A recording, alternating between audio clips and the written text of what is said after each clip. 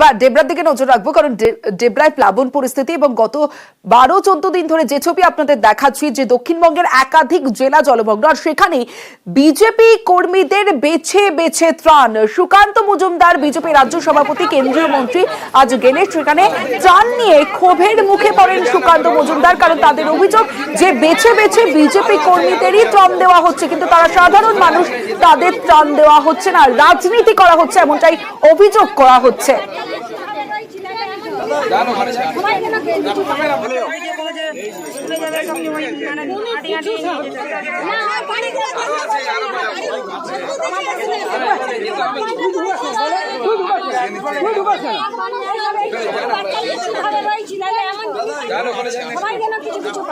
এখানে সাধারণ মানুষ কোনো ব্যক্তিগত ব্যাপার নয়, কেন এখানে করছে? আমাদের যে আগে সংস্থা থেকে এসেছে তারা খিচুড়ি রান্না করে আমাদের সবাইকে গ্রামের নাম লিস্ট দেখে দেখে সব মানুষকে, সব ক্ষুধার্ত মানুষের মুখে খাবার তুলে দিয়েছেন। একটা এত বড় মন্ত্রী এলেন 10টা গাড়ি সাথে নিয়ে ওই 5টা টুকুন দেখিয়ে 5 জনকে দিয়ে চলে গেছে, হয়ে যাবে? এখনো রান্নাঘর ডুবে আছে। ওই সিংপাড়ার যতগুলো মহিলা তারা এখনো অবধি বেরোতে পারেনি, বাড়িতে রাস্তাতে দোকান আসতে পারেনি, বাচ্চারা বিস্কুট কিনতে আসতে পারেনি, তাহলে তাদের কি খাওয়ার প্রয়োজন ছিল না? এখানে বন্যার কবলে আমরা পড়ে আছি, না কিছু দিয়ে ওই 2-4টা দিয়ে বিজেপি লোককে দিয়ে যাচ্ছে। এখানে বন্যা সবাই একতা মানুষ, তৃণমূল বিজেপি কোনো ভাগ নাই, সাধারণ মানুষ আমরা খেটে খাই, কেন আছে করতেছে?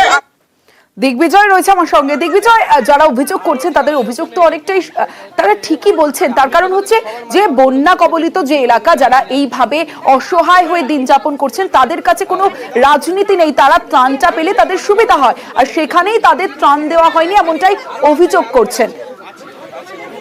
একদমই অবশ্যই আজ দুপুরে ডেবরার যে বন্যা কবলিত এলাকা খাজুরি এলাকায় গিয়েছিলেন বিজেপির রাজ্য সভাপতি তথা কেন্দ্রীয় মন্ত্রী সুকান্ত মজুমদার, এবং সেখানে গিয়ে তিনি বেশ কয়েকজনকে ত্রাণ সামগ্রী এবং তিরপল দেন, এবং তারপরে তিনি ওই এলাকা ছেড়ে বেরিয়ে আসেন। এলাকা ছেড়ে বেরিয়ে আসার পরেই কিন্তু এলাকার যারা মানুষজন, যারা মহিলারা রয়েছেন তারা কিন্তু ক্ষোভ প্রকাশ করেন। তাদের যেটা অভিযোগ, এখানে কোনো রাজনীতি নেই, বন্যা দুর্গত এলাকা, সমস্ত সম্প্রদায়ের মানুষকে এখানে সাহায্য করতে হবে, বিশেষত যারা বন্যা কবলিত তাদেরকে সাহায্য করতে হবে।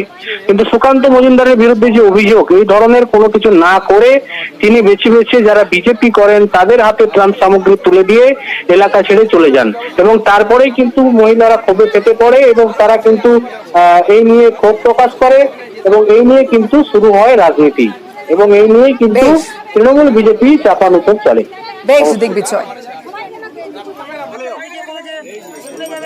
প্রশাসনের তরফ থেকে না নৌকো দেয়া, নৌকো ব্যবস্থা করা, না কোনো কিছু ব্যবস্থা করা হয়নি। কোনো খাবার, চাল, মুড়ি, ডাল, আলু, বিস্কুট, দুধের প্যাকেট আমরা এখানে বন্যার ত্রাণে দেওয়ার চেষ্টা করে আমরা যে ব্যবস্থা করেছি, বিভিন্ন জায়গায় আমরা আমাদের কর্মীরা আমাদের সামর্থ্য মতো করছে। এখন এই মুহূর্তে বন্যার ত্রাণে বিপদের সময় বিজেপি মানুষের পাশে আছে। করা উচিত না বলছে তৃণমূল, অন্যদিকে তৃণমূলের গাড়ি ভেবে, নেতার গাড়ি ভেবেই বিক্ষোভ দেখানো হয়েছে, ক্ষোভ দেখিয়েছেন সাধারণ মানুষ, বলছে বিজেপি, অর্থাৎ এরপরে তৃণমূল বিজেপি তরজা তুঙ্গে। তৃণমূল কংগ্রেসের তৃণমূল স্তরের কর্মীরা সর্বস্তরের মানুষকে সঙ্গে নিয়ে এই পরিস্থিতির মোকাবিলার চেষ্টা করছে, এটা ত্রাণ বিলির মাধ্যমে হোক বা যে কোনো ভাবে মানুষের পাশে থেকে।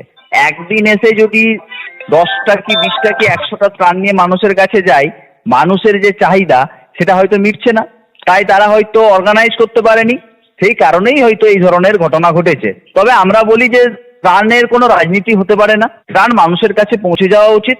মানুষ বন্যা দুর্গত, সেখানে কোনো রং নয়।